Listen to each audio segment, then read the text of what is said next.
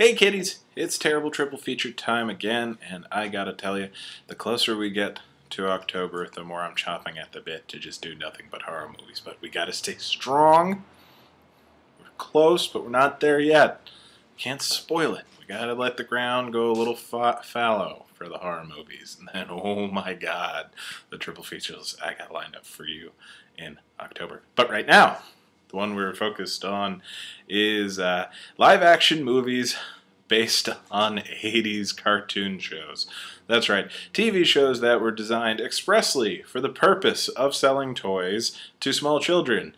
And yet somehow, the movie studios got greedy and thought, hey, you know, maybe we could sell the toys to adults. Fun fact, you can't. Not unless they're overgrown children. It's interesting to spot recurring patterns in these three movies that were based on cartoons specifically to appeal to children.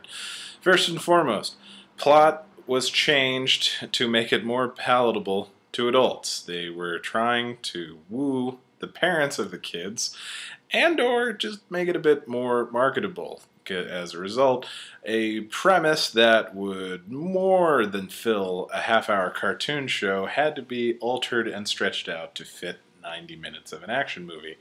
And considering that 9 times out of 10 you'll buy anything in an action movie, the fact that these three movies are so implausibly ridiculous is an impressive feat. Our menu includes Masters of the Universe, the Transformers, and G.I. Joe, the Rise of Cobra. Masters of the Universe is really just terrible. It is a Dolph Lundgren movie back at the height of Dolph Lundgren awesomeness. Don't get me wrong, Dolph Lundgren is still completely fucking awesome.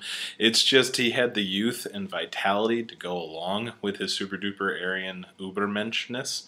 And now he's a bit more of a joke. But back then, he could, honest to God, walk onto a set and declare himself He-Man, and you would just say, heck yes you are. With Masters of the Universe, it wasn't enough that He-Man and the Forces for Grayskull are battling Skeletor in Eternia. No, they have to interact with Earthlings, because otherwise the premise would be completely unrelatable. But thank God there's Robert McNeil and a very young Courtney Cox as our inroads to the craziness of Eternia. Skeletor, through goofy machinations, is going after the Cosmic Key. And somehow it gets sent to Earth from Eternia. As a result, most, if not all, the Eternians have to go to Earth to hunt this thing down, which Courtney Cox and her rock and roll boyfriend, Robert McNeil, of later Voyager fame, think it's a super duper synthesizer, because it's the 80s. And then, you know, fighting ensues. There are hover bikes a la Marvel's The Avengers. Actually, I hate to say it, but that was the first thing I thought of when I saw Loki and all of his Chitauri army. It's just, wow, they look a lot like the Masters of the Universe. It was the only time I felt actual fear for the Avengers movie. Masters of the Universe is pretty stupid. Even aside from Dolph, you got a lot of just ridiculous things happening even for your average fantasy movie, but the production value is really, really good. The makeup effects and the actual floaty bike special effects look good. It's sort of like a cheap imitation of the Flash Gordon movie, which, let's be real, was just awesome. Master of the Universe also boasts a fairly eclectic cast. In addition to Dolph, Robert McNeil, and Courtney Cox, we have got the 80s wonderfulness of Meg Foster and her pale dead eyes as Evil Lynn, Billy Barty, who is always a good time as our inventor / imitation Orko because floating special effects were too expensive, and of course Frank Langella as Skeletor. Yeah, that Frank Langella as Skeletor, because why the hell not? Yeah. Still not sure why He-Man needed a laser gun. There was a complete lull for live-action adaptations of 80s cartoons for quite a while, until Hasbro realized, we could probably make a lot of money off of this. So they finally got around to making 2 live-action movies that were actually pretty good. The first, Michael Bay's The Transformers. Now, as a tried-and-true Transformers fan, I went to this movie with bated breath, very, very excited, and I left the movie thinking it was one of the greatest things I'd ever seen. It was only after a while that I started thinking about it and realized, while the parts I liked were still awesome, it is probably one of the stupidest movies I've ever seen.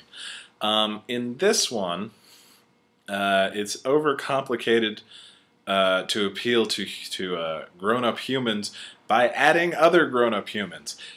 In the Transformers cartoons, there's always a max of 3 token humans, and then everything is focusing on the Transformers, because guess what the title of the show is? Here it's nothing but humans. Humans everywhere. Humans all the time. And even worse, it's this human who really gets on my nerves, and everything he does, even when he's not stammering no, no, no, no, no, no, no, no, no, repeatedly. And yet he doesn't die, ever, in these movies, which is a shame, and I guess a little bit of a spoiler. In terms of recurring live-action, cartoon to live-action tropes, we have everybody chasing after a MacGuffin again. In Masters of the Universe, it was the Cosmic Key. In this one, it is the Allspark Cube.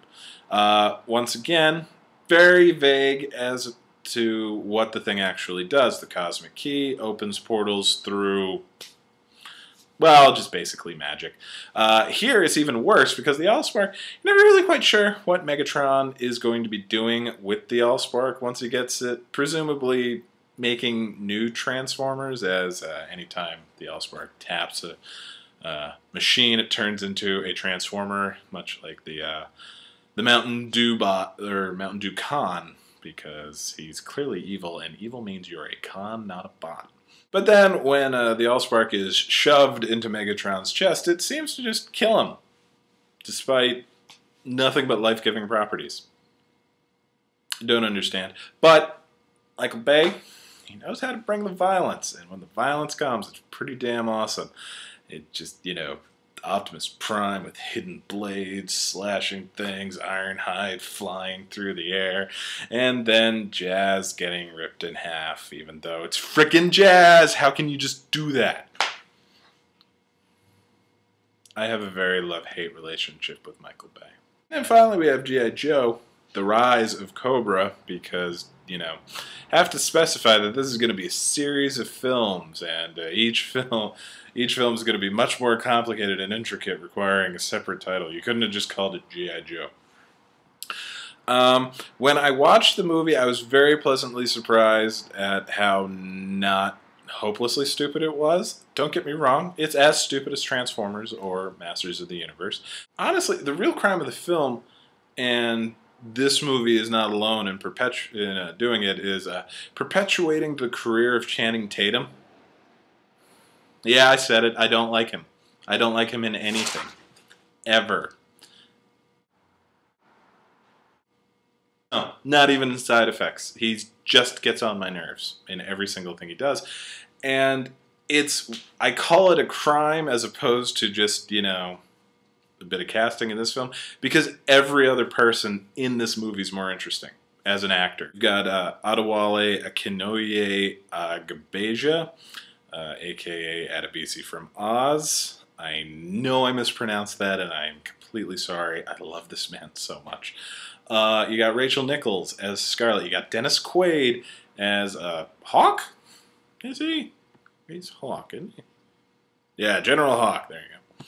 Marlon Wayans, who, okay, he was in White Chicks, but he was also in Requiem for a Dream, and like every other actor in Requiem for a Dream, he was incredible. Sienna Miller, Joseph Gordon-Levitt, Kevin J. O'Connor, Ray Park, this great Korean actor playing Storm Shadow, named, god damn it, Lee Byung-hun, and of course, the Ninth Doctor, Christopher Eccleston. All these people are, playing second fiddle to Channing Tatum. Oh, and Jonathan Pryce and Arnold Vosloo. All these guys to Channing Tatum. In this one, whereas we had the Cosmic Key and the Allspark, we are trying to get a hold of nanites, because they're the nanites are the super duper future technology du jour that's pretty popular right now. We got a bunch of snazzy special effects with the whole evaporating of Paris. And as always, the everything is subservient to the selling of toys. So there's lots of vehicles, lots of different costumes everybody to wear, the speed suits, I believe that they're called, which are really just goofy Iron Man suits, or the new RoboCop suit, if you want to stay more current. It's kind of interesting. Transformers was clearly about selling as many, not clearly as selling as many toys, because they just didn't have as many robot characters as you'd think they should. Whereas the Masters of the Universe film, it's like they completely forgot about it and didn't have anything other than just what was on the shelves right now. And they didn't even try to make, movie tie-in toys either. This is why Hasbro is kicking ass and Mattel has nothing but Barbie and DC comic toys. It's a shame. But all these films were based on things that I loved in my childhood to varying degrees. I was definitely a Transformers guy, G.I. Joe a little bit, and I had a bunch of He-Man, and they were always fun. So go out and enjoy before we get into some serious October horror movie wonderfulness. 80s, or live-action films based on 80s cartoons. Masters of the Universe, The Transformers, and G.I. Joe: The Rise of Cobra.